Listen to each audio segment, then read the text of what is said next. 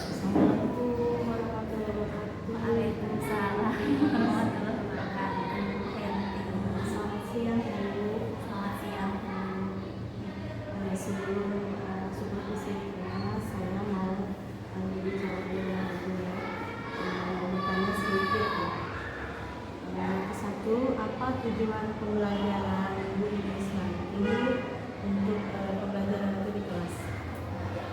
Sebelumnya Bu, saya akan di kelas rencana itu di kelas 8J ya. Kebetulan saya memang mengampu di kelas 8 dan di mata pelajaran pendidikan Pancasila ini sudah menginjak ke bab 2 itu tentang konstitusi ya Bu ya.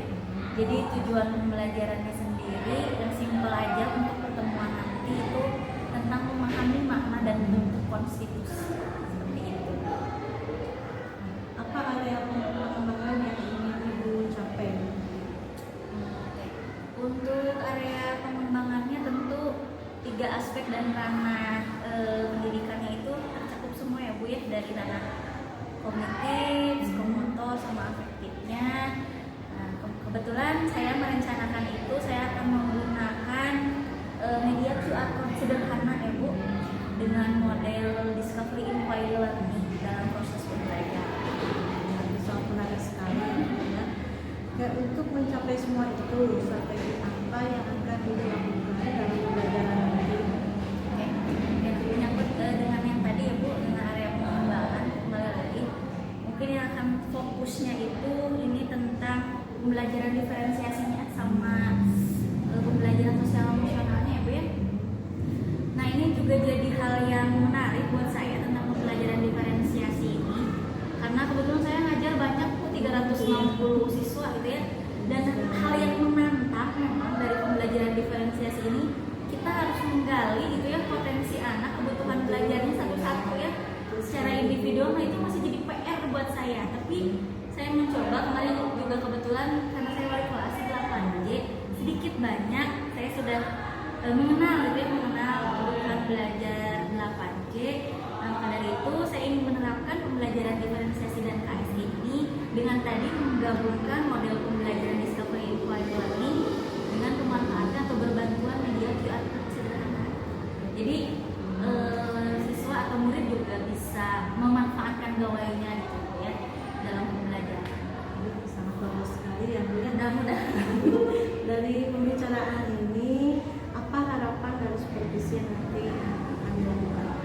harapannya tentu supervisi yang akan dilakukan nanti berjalan lancar ya Bu. Anak-anak juga kooperatif gitu ya, lancar semuanya. Apa yang jadi tujuan pembelajaran juga bisa tercapai, dan alurnya tentunya dari awal sampai akhir bisa terlaksana dengan baik. Dan yang paling penting itu manajemen waktu ya. Jadi mudah-mudahan dengan waktu yang ada nanti bisa cukup gitu ya, pas dan alur dari awal sampai akhir bisa terlaksana. Jadi, kapan Ibu akan melaksanakan supervisi? Mungkin kita sepakati dulu aja Bu ya. Depan mungkin ya Bu ya. Minggu depan boleh. Dari Senin lagi gitu ya, supaya mungkin ada persiapan juga gitu. Saya juga akan menyiapkan pembelajaran supervisi ini dengan baik. Apakah ada hal lain yang mau Ibu sampaikan? Dan yang lainnya ini ya Bu, mungkin untuk pembelajaran diferensiasi yang mungkin kita itu masih jadi hal baru ya. Mudah-mudahan dengan adanya supervisi seperti ini, jadi apalagi terfokus ke pembelajaran diferensiasi dan KSI itu ya, mudah-mudahan juga bisa menjadi inspirasi ke depannya untuk rekan-rekan yang lain. Karena kalau kita gali lebih dalam itu sebenarnya pembelajaran diferensiasi lebih menyenangkan kalau kita bisa kemas sesuai dengan kebutuhan belajar murid. Terima kasih atas waktunya. Semoga supervisi nanti berjalan sesuai harapan dan jalan bersama. Terima kasih Bu. Assalamualaikum.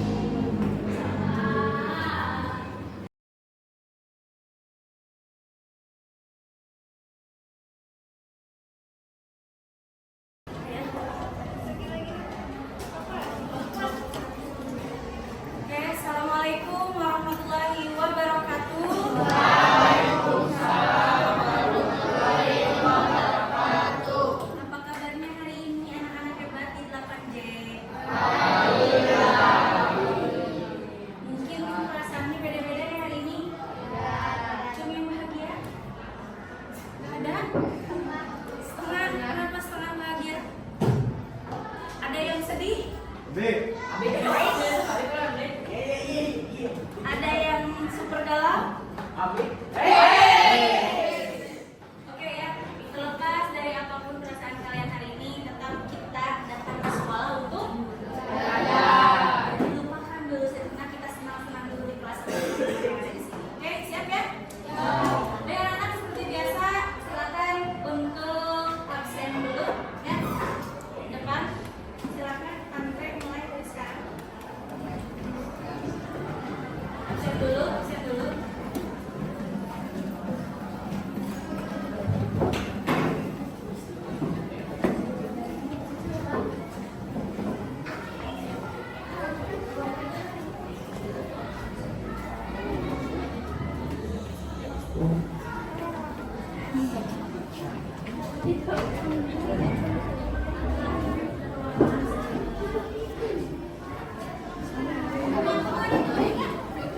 Yang sudah membuang sampah, oke anak, fokus dulu sekarang semua.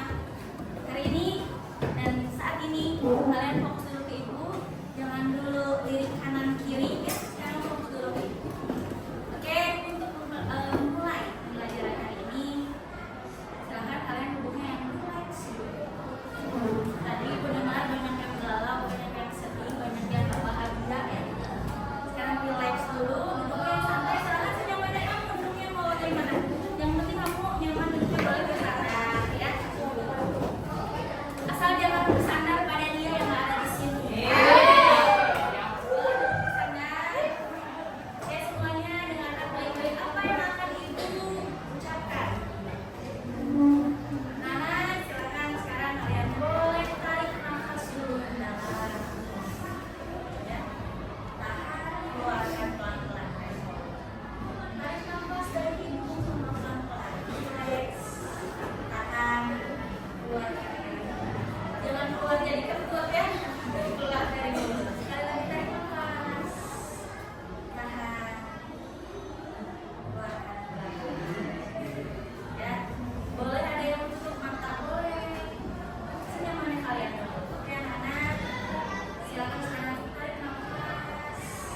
Rasakan nafas itu, nafas yang kamu hirup melalui hidung kamu, nafas yang masih gratis kita dapat hirup ya.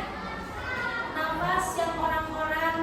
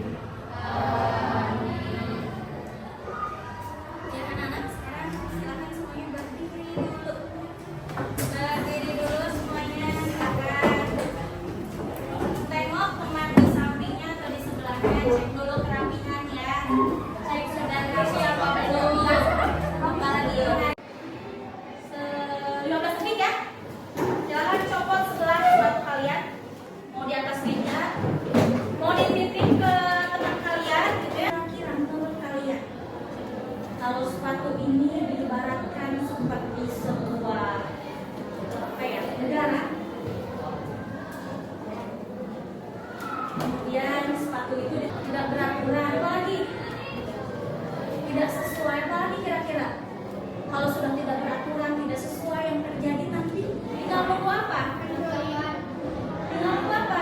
Hancur. Nah, oleh sebab itu kira-kira sepatu ini, sepatu kamu harus disimpan di mana? Di bawah itu di mana? Kalau dipakai ya, kalau disimpan di mana? Sepatu apa? Ada yang harus, oh sepatu itu harus disimpan di dalam sepatu, oh sepatu itu harus dipakai di kaki bukan kepala. Itu berbicara tentang apa? Aturan. Maka jika sebuah negara tanpa aturan atau tanpa aturan atau kalau dalam konsep negara aturan atau hukum, ya, yang terjadi apa? Hancur, tidak teratur, tidak sesuai pemakai dan lain sebagainya. Oke, maka sudah jelas Pak ini coba menarik. Pembelajaran kita hari ini kita akan mempelajari makna dan bentuk konstitusi. Oke, nah itu konstitusi, bagaimana bentuknya, apa saja jenisnya, hari ini kita akan sama-sama mempelajari hari ini. Jadi tujuan akhirnya ketika kalian sudah belajar hari ini, kalian dapat memahami apa itu makna konstitusi, kemudian bentuknya apa saja. Bisa dipahami? Siap ya? Oke, silakan dipakai lagi satu. Jadi ibu akan buat lagi kelompok, silakan kalian per orang kerjakan dulu tes melalui gawai kalian. Sudah beres? Sangat biasa ya, beres lagi.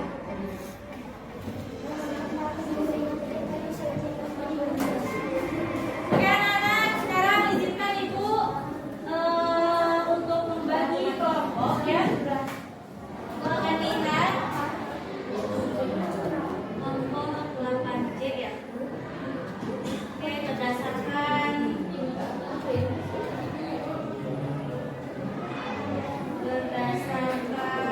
ini ya, hasil dari tesnya 8C. Bahwa 8C. Ibu kasih waktu 3 menit untuk nyari kelompoknya. Sudah ada pas kan sama meja. Silakan kamu cari. 10, 9, 8 sudah ya. Sudah, 2, 1. Nah, ya terima kasih untuk perwakilan kelompok. Coba pilih ketua kelompoknya. Kelompok 1 nih. Kelompok 1 mau siapa ketua kelompoknya? Kelompok 1 kamu siapa? Jadi yang akan kamu pelajari di bab 2 ini ya. Ada referensi 1 itu sesuai kemarin ya. Yang senang belajarnya apa namanya, melihat video, membaca tulisan atau membaca teks, itu boleh akses materi 1 dan 2. Kalau yang senang mendengarkan silakan akses materi 3. Untuk yang senang membacanya keliling-keliling boleh nanti sambil muter-muter nyari materi di media itu yang disediakan materinya. Oke? Ya. Nanti pilih aja yang akses kelompoknya sesuai dengan gaya kalian. Bisa dipahami? Nah, yang bisa akses ini kalau kalian sudah menyelesaikan puzzle dari kami ya. Jadi siapa cepat, dia pasti cepat akses materi. Oke?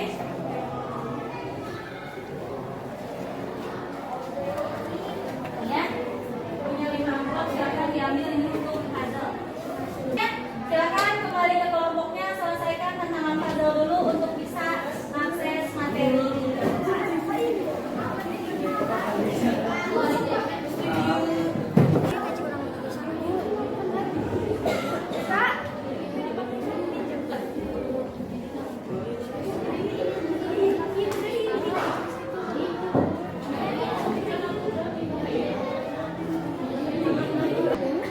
Buat ini dapat. Ayo, ada yang tidak selesai.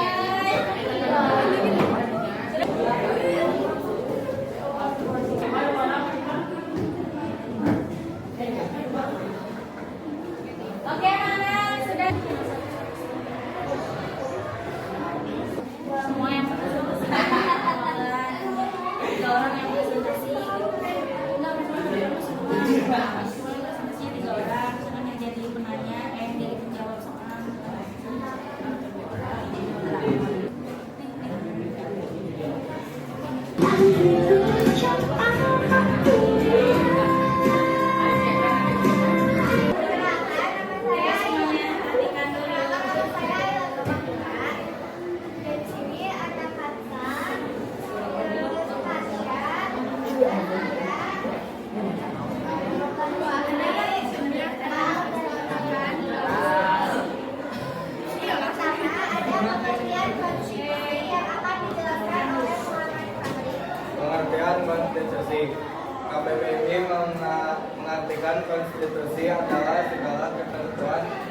dan aturan tentang ketatanegaraan.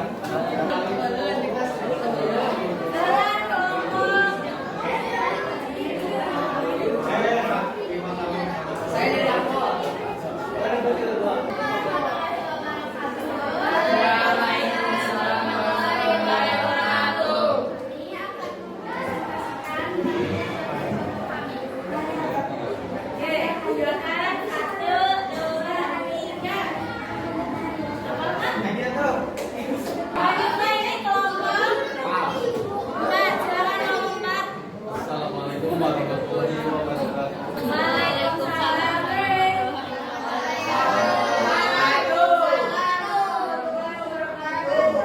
Perkenalkan kami dari Fakultas.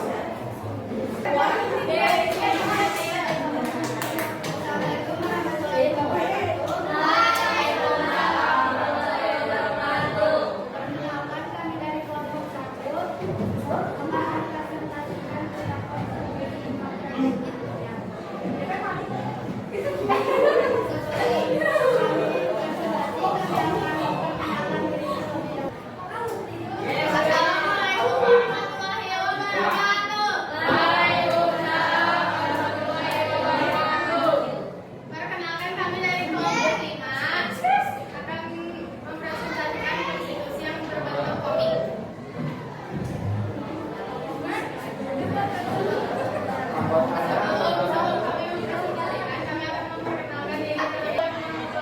Dan sangat paham dengan materi.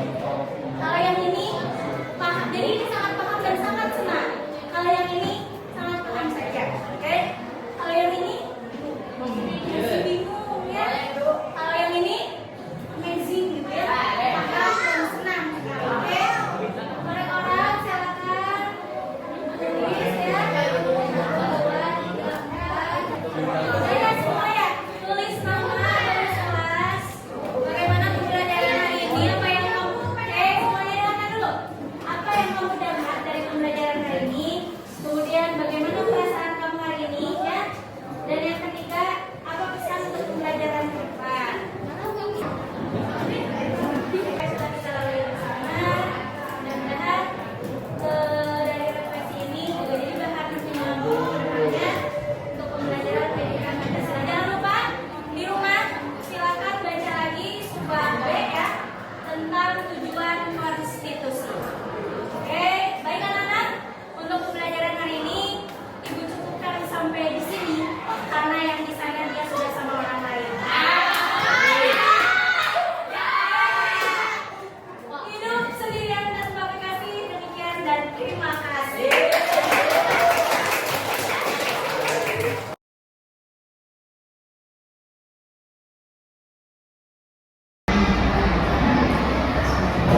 Assalamualaikum warahmatullahi wabarakatuh. Waalaikumsalam warahmatullahi wabarakatuh. Bagaimana kabarnya hari ini? Alhamdulillah luar biasa Bu. Ibu gimana Bu? Baik Bu. Baik Bu. Kemarin kita sudah melaksanakan pembelajaran ya. Bu ini sudah belajar di kelas ya. Saya mau bertanya-tanya tentang pembelajaran yang Ibu lakukan kemarin di kelas ya. Bagaimana perasaan Bu ini selama pembelajaran di kelas kemarin? Terkait perasaan Bu, kalau saya sih karena memang dari awal apa ya Bu, jadi guru kan memang jadi cita-cita dari dulu ya.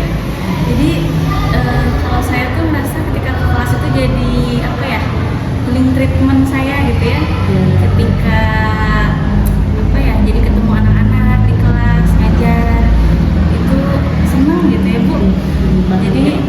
Jadi emang kemarin pas pembelajaran juga alhamdulillah saya senang gitu ketemu sama anak-anak dan belajar sama-sama.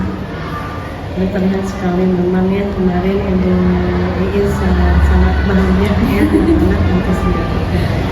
Bisa ceritakan kembali tujuan pembelajaran apa yang Ibu sampaikan kemarin? Baik, terkait tujuan pembelajaran kemarin itu saya mengajak anak-anak untuk memahami tentang materi konstitusi ya Bu. Anak-anak diajak sama-sama untuk memahami apa makna dan bentuk konstitusi. Apakah tujuan pembelajaran tersebut sudah sesuai dengan yang Ibu rencanakan? Alhamdulillah ya, kalau kemarin dari alur pembelajaran, dari perencanaan pembelajaran juga 97% lah ya, alhamdulillah. Sesuai dengan yang direncanakan dan tujuan itu juga tercapai dengan baik. Apa yang memuaskan dari pembelajaran kemarin?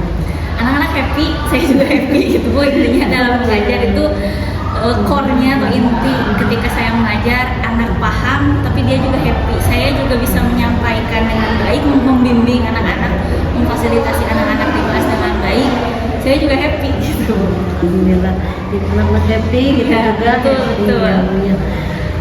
Menurut pandangan Ibu, skala dari 1 sampai 10 berapa? Berapa ya? 1 sampai 10 8,5 kayaknya. Boleh ada setengahnya? Boleh. Kalau 1,5 itu kenapa? Mungkin kemarin ada ini ya Bu, ada sedikit hambatan terkait teknis sepertinya kemarin itu ya. Terus ya. Pas masuk sama ini terkait manajemen waktu juga kemarin kan Iya. agak telat masuk ya Bu ya. Oh, iya. Kemudian keburu bel istirahat, agak hektik juga gitu Bu. Bagaimana nih ngatur supaya 3 jam pelajaran itu cukup untuk menyampaikan materi dan semua alur terlaksana dengan baik gitu. Kemudian teknis kayak kemarin masang-masang peralatan itu juga butuh waktu kan ya. Betul. Ya begitu. Mungkin itu ya Bu, sedikit hambatan ketika kemarin yang 1,5%, jadi menurut saya itu kurang sempurna gitu ya. Gitu. Untuk kedepannya bagaimana mengatasi hambatan seperti itu? Ya artinya saya harus lebih persiapan lagi ya ketika saya nanti membawa alat dan lain sebagainya, harus prepare lagi dengan baik gitu. Jadi kalau bisa sebelum waktu atau dicanangkan waktu untuk preparasi alat-alat gitu, dan media-media lain yang akan menunjang pembelajaran supaya istilah nama tengah bancang waktu inti belajar gitu ya Bu. Iya. Saya mau bertanya tentang strategi apa ya untuk mencapai tujuan pembelajaran yang baik itu. Kemarin kan kebetulan saya menerapkan pembelajaran diferensiasi sama KSM.